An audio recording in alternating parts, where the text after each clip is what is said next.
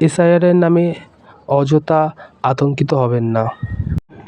যারা অফলাইনে SIR form fill up করতে পারছেন না, তারা অনলাইনে এসআইআর ফর্ম ফিল আপ করতে পারেন। প্রথমে আপনারা ইলেকশন কমিশন অফ ইন্ডিয়ার অফিসিয়াল ওয়েবসাইটে, সেখানে গিয়ে আপনারা ক্লিক করলে এরকম একটা ইন্টারফেস খুলবে।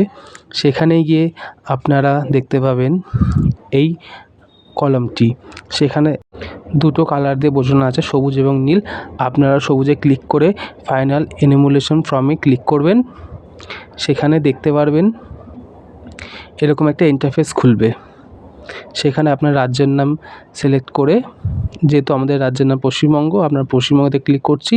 সেখানে এরকম ইন্টারফেস খুললে সেখানে আপনার নিজেদের ভোটার আইডি কার্ড নাম্বার দেবেন। Voter ID card number press করার পরে এখানে সার্চ অপশান আছে, সেখানে ক্লিক করলে আপনাদের এরকম একটা ইন্টারফেস খুলবে। সেখানে আপনাদের নিজের ডিটেলস দেখে নিতে পারবেন।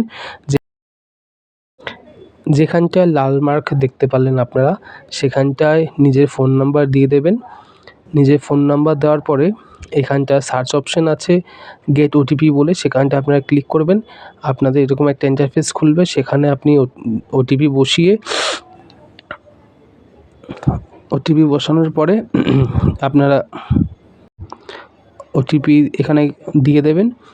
ভেরিফাই ওটিপি করার পরে আপনাদের একটা এরকম ইন্টারফেস খুলবে। এখানেও আপনারা ডিটেলস দেখতে পারবেন। যেহেতু যার এখানে ভোটার কার্ড করা হয়েছে তার 2002 সালে ভোটার লিস্টে নাম ছিল, সেই জন্য প্রথমটাতে ক্লিক করার পরে 2002 সালে আপনাদের যেখানে ভোটার ছিলেন, আপনারা যে পার্ট, যেই লোকসভা কেন্দ্র, যে বিধানসভা কেন্দ্র, সেখানটায় ক্লিক করার পরে